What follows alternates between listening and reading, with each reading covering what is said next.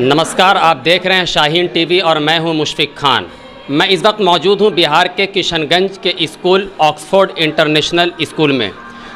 कल 15 अगस्त है और कल 15 अगस्त का झंडोत्तोलन मनाया जाएगा। उससे पहले आज ऑक्सफोर्ड इंटरनेशनल स्कूल में बच्चों ने अपना प्रोग्राम किया और यहाँ पर छात्र छात्राएँ ने अलग अलग तरीके से अपने परफॉर्मेंस की प्रस्तुति दी, जिसमें यहाँ पर कुछ गेस्ट भी मौजूद थे। मैं उनसे पूछूंगा कि शिक्षा आज के दौर में बिहार, जिस तरह से बिहार प्रदेश काफ़ी पिछड़ा देश प्रदेश माना जाता है, तो यहाँ पर शिक्षा का महत्व कैसा है और किस तरह से शिक्षा दी जा रही है, और यहाँ पर ये पहुँचकर जो बच्चे ने अपना प्रस्तुति पेश किया है उन्हें कैसा लगा और वो क्या कुछ कहेंगे उन बच्चों के लिए। सर, आपका स्वागत है शाहीन टीवी में। आपका नाम क्या हुआ? मेरा नाम महताब आज़ाद है। सर, पहले तो कल 15 अगस्त की हार्दिक शुभकामनाएं। भारत में कल आज़ादी का महोत्सव मनाया जाएगा। आज ऑक्सफोर्ड इंटरनेशनल स्कूल में आप पहुंचे और बच्चों ने तरह तरह की प्रस्तुति पेश किया, स्पीच दिया, बहुत तरह की सब बातें की, तो कैसा आपको फील हुआ और क्या कहना चाहेंगे बच्चों के लिए? बहुत बेहतरीन, बल्कि मैं कहूँगा कि मैं जो है एक अलग तासुर के साथ यहाँ आया था और मैं सोचता था कि ये भी एक जो और नॉर्मल स्कूल है वो उसी तरह से रन हो रहा होगा, लेकिन आज जब मैंने यहाँ पार्टिसिपेट किया बच्चों के प्रोग्राम्स में, तो मुझे लगा कि वाकई ये थोड़ा सा मुख्तलिफ है। मुख्तलिफ इस सेंस में कि बच्चों के अंदर जो कॉन्फिडेंस बिल्डअप का जो मामला है, या फिर कम्युनिकेशन स्किल को बढ़ावा देने का जो मामला है, या फिर दुनिया में जो कुछ हो रहा है और उससे कैसे बच्चों को अवेयर रखा जाए, ये तो कल्चरल प्रोग्राम के तहत मतलब मुख्तलिफ़ तरह के प्रोग्राम करके, तो ये वाकई बहुत ही ज़बरदस्त प्रोग्राम था और ये यकीनन बच्चों को बहुत ज़्यादा फ़ायदा होगा इससे। बिहार एक काफ़ी पिछड़ा प्रदेश माना जाता है और शिक्षा में भी काफ़ी पीछे है, तो जो बच्चे ग्रामीण इलाके में रहते हैं या जिनके पेरेंट्स, जिनके माता पिता बच्चों को नहीं पढ़ा पाते हैं, वैसे पेरेंट्स को क्या करना चाहिए बच्चों की शिक्षा के लिए? ज़ाहिर है बुनियादी चीज़ यही है कि बच्चों को वो जो है स्कूल भेजे, जितना जैसा अफोर्ड कर सकते हैं, ज़ाहिर है। बल्कि मैं समझता हूँ कि आज के डेट में अवेयरनेस काफ़ी बढ़ी है। गार्जियंस में अपने बच्चों को भेज रहे हैं स्कूल पढ़ाने के लिए उसको, तो मैं समझता हूँ कि अपने तरफ से जब बच्चे अगर मान लिया हॉस्टल में नहीं रहते हैं, अगर घर में रहते हैं, तो घर में भी वक्त देने की कोशिश करें, वो ज़्यादा से ज़्यादा वक्त दे, तो 1-2 घंटा बैठ सकें बच्चे के साथ, तो वो बहुत ज़्यादा ज़रूरी होगा। बल्कि रूटीन के साथ अगर 1-2 घंटा पेरेंट्स अगर बच्चों को दे तो वो बहुत ही अहम होगा। उनसे बात ही कर लेना कि तुम्हारा दिन कैसा बीता, क्या हुआ, है ना, इस तरह की चीज़ें अगर वो ख़ुद से नहीं कर सकते हैं, तो ऐसा मुमकिन है कि जो और लोग हों फैमिली में जो उनसे अगर बात कर सके, बहुत अहम होगा, मतलब जो है। जी सर, बहुत बहुत शुक्रिया हमसे बात करने के लिए। अब मेरे साथ और भी गेस्ट मौजूद हैं, मैं उनसे भी बात करूंगा।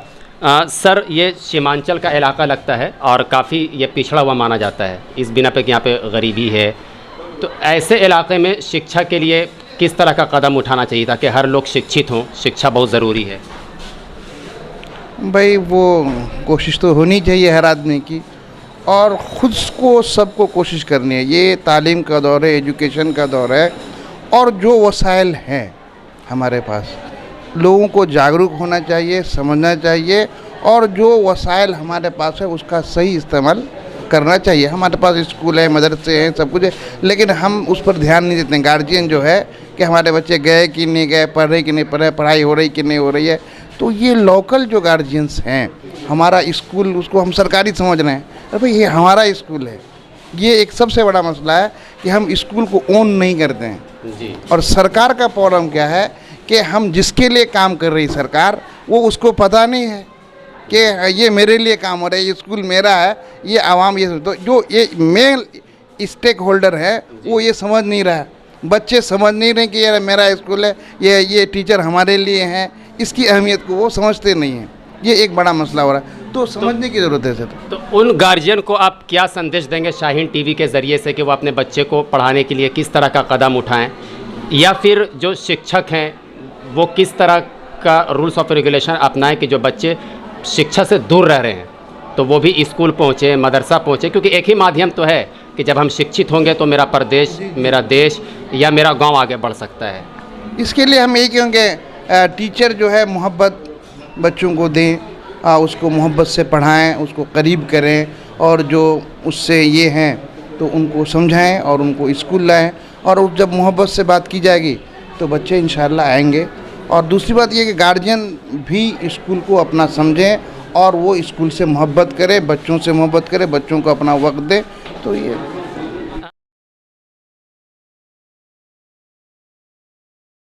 आपका स्वागत है शाहीन टीवी में। आपका नाम क्या हुआ? Thank you. मैं मोहम्मद शाह फरीद। शाह फरीद, आप यहाँ आज ऑक्सफोर्ड में आए। यहाँ पे आज बच्चों ने 15 अगस्त के मौके से आज जो प्रोग्राम में अलग अलग प्रस्तुति दिया, काफ़ी अच्छा प्रोग्राम लगा। तो किस तरह से आपने इस प्रोग्राम को देखा और आपको कैसा लगा? Well, the debate competition was really fantastic, and the bedbazi program that was fantastic, and even though I can say authentic, even though it's मैं my कोशिश करूंगा कि आप हिंदी में बात करें ताकि हमारे दर्शक जो हैं वो हिंदी में ज़्यादा समझ पाएंगे। मुझे जैसे पता चला कि आप भी यहाँ पर पहले पढ़ाई कर चुके हैं, तो यहाँ पे एजुकेशन का किस तरह का माहौल है, किस तरह से शिक्षा दी जाती है, बच्चों को कैसे डेवलप कराया जाता है? जिस वक्त मैं यहाँ था उस दौरान मतलब एजुकेशन मतलब काफ़ी पीक लेवल पे थे। हम लोग खुद पढ़े हैं यहाँ पे। इंग्लिश का लेवल जो है, हम लोग को दिनेश सर थे, चेयरमैन नजमुद्दीन सानी सर थे, तो हम लोग को एक इंग्लिश को एक अपग्रेड करने का एक अलग ही लेवल पे वो बिना मतलब किसी रूल्स को फॉलो किए हुए हम लोग को आगे बढ़ाए थे।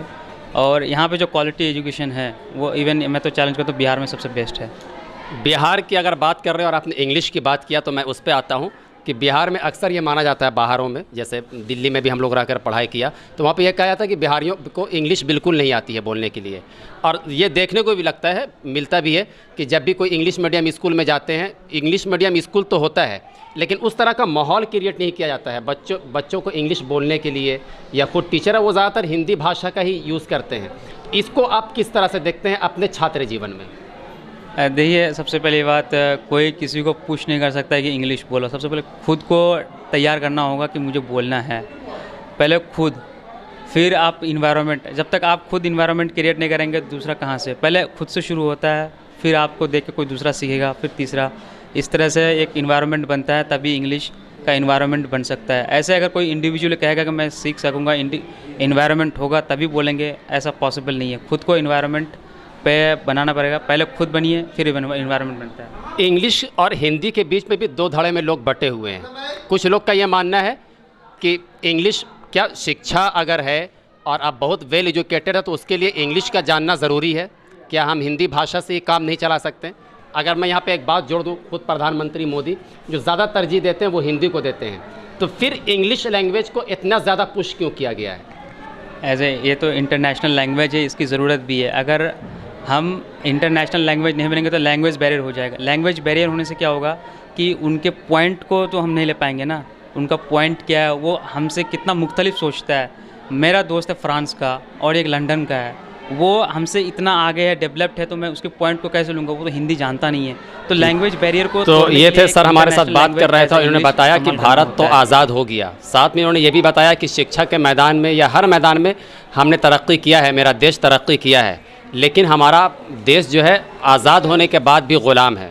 और ग़ुलामी की दलील में यह उन्होंने कहा कि मेरा भारत जो अभी ग़ुलामी की जंजीर में जकड़ा हुआ है वो ज़ात पात की बुनियाद पे, ऊंच नीच की बुनियाद पे जकड़ा हुआ है।